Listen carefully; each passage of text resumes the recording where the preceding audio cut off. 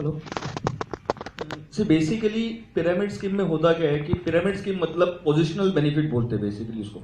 मतलब जो पहला आदमी आया है उसको ज़्यादा पैसा मिलता है और जो नीचे आदमी आया है उसको कम पैसा मिलता है। तो पिरामिड मतलब नॉर्मल वो वाला पिरामिड नहीं, लोग बाइनरी को भी पिरामिड स्कीम बोलते हैं, पर वो बाइनरी मतलब पिरामिड स्कीम नहीं है। पोजिशनल बेनिफिट मतलब ऑटो पुल वाले जो प्लान होते हैं जिसमें मैं आ गया पहले और मैंने कुछ काम भी नहीं किया या कुछ प्रोडक्ट सेल भी नहीं किए, फिर भी मेरे को बेनिफिट मिल रहा है। और जो नीचे बंदे आते हैं मतलब जो नीचे प्रोडक्ट सेल करते हैं डायरेक्ट सेलर्स, उनको बेनिफिट कम मिलती है। तो ये पोजिशनल बेनिफिट वाला जो स्कीम है वो पिरामिड स्कीम में आता है। राइट, दैट मींस इसका मतलब 2 लाइन या 6 लाइन से कोई मतलब नहीं है। नहीं, इसमें लाइन का कोई इशू नहीं आएगा। If there is another question, मैं इस क्वेश्चन को 2 क्वेश्चंस में कन्वर्ट करता हूँ। पहला क्वेश्चन है कि सरकार क्या किसी प्लान को अप्रूव करती है? क्या वो बाइनरी, रीपरचेज, डिफरेंशियल या मैट्रिक्स ऐसे किसी प्लान के ऊपर डिफाइन करती है? सेकंड क्वेश्चन है स्टॉक लोडिंग का। ठीक है, पहले सिनेरियो में आप ये मान के चलें, गवर्नमेंट गाइडलाइंस में ये कहती है कि आपने कोई भी ऐसी इनकम नहीं देनी जिससे हम फोर्स सेलिंग कर सकें या जिससे हम पिरामिडिंग कर सकें, यानी कोई भी पैसा हम सिर्फ पोजीशन पे लाने के लिए बांट सकें। उसमें कहीं पे भी ये मेंशन नहीं है कि फला इनकम अलाउड नहीं है या फला इनकम अलाउड है। आप है, देखिए गाइडलाइन बहुत क्लियर है कि आप कोई भी प्रोडक्ट उसको नहीं बेचेंगे जो एक कंज्यूमर अपनी कैपेसिटी से ज्यादा रीसेल ना कर सके। वो टेक्निकल वर्ड या section I believe Puneet would know it, but वो क्लियर कट गाइडलाइन में मेंशन है, you can not allow a consumer to buy a product which he can not further resold at a value. Which means कि कई company कहती है कि आप 12 बोतलें एक जैसी ले लो, आप 50,000 का माल ले लो, आप 1 लाख का माल ले लो। एक्चुअली वो मना है, क्योंकि सबसे बड़ा डिससेटिस्फेक्शन कब आता है कि मैं कंपनी से भी पॉजिटिव हूं, मैं एमएलएम से भी पॉजिटिव हूं, मैं प्रोडक्ट से ही पॉजिटिव हूं, हम नेगेटिव किस चीज से हो गया कि जो मैंने पैसे इन्वेस्ट किए थे। तो उसमें बाइनरी या डिफरेंशियल का क्वेश्चन नहीं है, क्वेश्चन उस सिस्टम का है कि हमें वो रिमूव करना है। आप नोट करें तो एक्चुअली हर प्रॉब्लम का आंसर गाइडलाइन में है।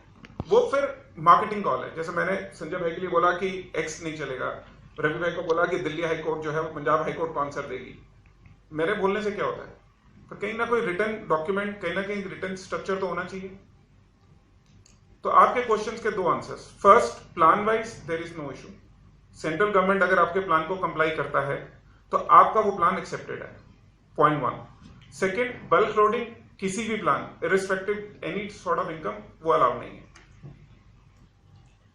तो ऐसा मार्केट में क्या चल रहा है वो क्वेश्चन इंपॉर्टेंट नहीं है, गवर्नमेंट गाइडलाइंस में क्या कहती है वो इंपॉर्टेंट है। और गाइडलाइन में प्लान के अगेंस्ट वो उसका सिंपल सा क्लॉज है, वो पिरामिड नहीं होना चाहिए। विच मीन्स कि प्रोडक्ट के बगैर अगर आप मनी सर्कुलेट करते हैं तो वो पिरामिड है। पिरामिड दूसरे प्लान्स के इंटीरियर में जाते हैं, जैसे संजय भाई ने पॉइंट आउट किया, ऑटो पूल जैसे प्लान जो होते हैं वो पिरामिड्स में काउंट होते हैं, जहाँ पे सिचुएशनल इनकम जनरेट होती है। सर लास्ट क्वेश्चन, जैसे मार्केट में कुछ प्लान्स हैं और वो बेसिकली कैरी फॉरवर्ड करते हैं बिजनेस को, कि अगर आप उसमें अपना बिजनेस मैच नहीं कर पाए तो आपको कमीशन रिलीज नहीं करेंगे अंटिल यू मैच इट।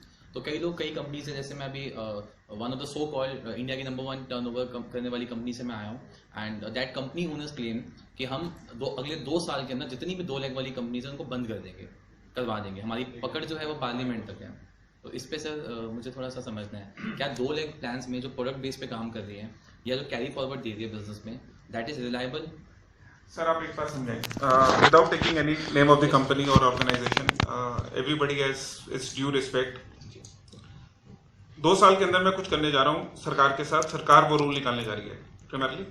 यानी कि आज 2 साल के अंदर मैंने तो कोई चिट्ठी पत्री की होगी सरकार के साथ, यानी कि कोई तो लेटर मैंने गवर्नमेंट को दे रखा होगा कि सर इस पे काम चालू करो, और गवर्नमेंट ने भी कोई रिप्लाई दिया होगा कि सर हम इस पे काम कर रहे हैं।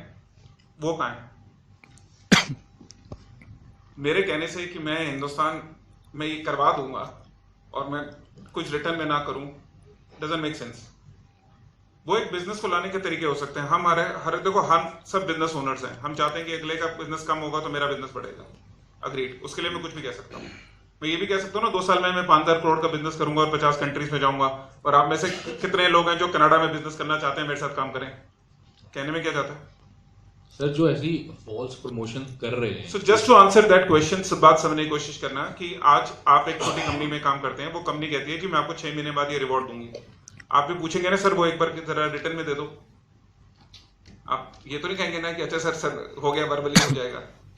So something like this which needs a change in guidelines, कहीं तो रिटर्न प्रोसेस स्टार्ट होगा, आप ये उनसे पूछ सकते हैं। ठीक है, तो सर स्ट्रक्चर को लेके कोई दिक्कत नहीं है, चाहे वो 2 लाख का प्लान हो, चाहे 4 लाख का हो या 6 लाख का हो, it doesn't matter in industry. Simple question यार, अगर ये होता तो अब तक 700 कंपनियों के पेपर नहीं आते। 380 कंपनियों में मेरे ख्याल से 200 से ऊपर कंपनियां बाइनरी में चलती हैं और बीवी मैचिंग में चलती हैं 2 लाख की, तो ऐसा उनका नहीं होता।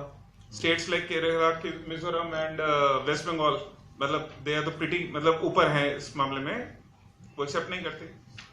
किसी को कहीं तो ऑब्जेक्शन होना चाहिए था, आप समझे। कोई तो एक लेटर लिखता है कि हाँ ये नहीं हो सकता, कोई एक स्टेट तो कहे कि ये नहीं है तो हम भी मान लेते हैं।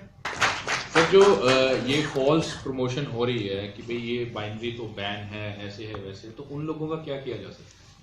रविंद्र जी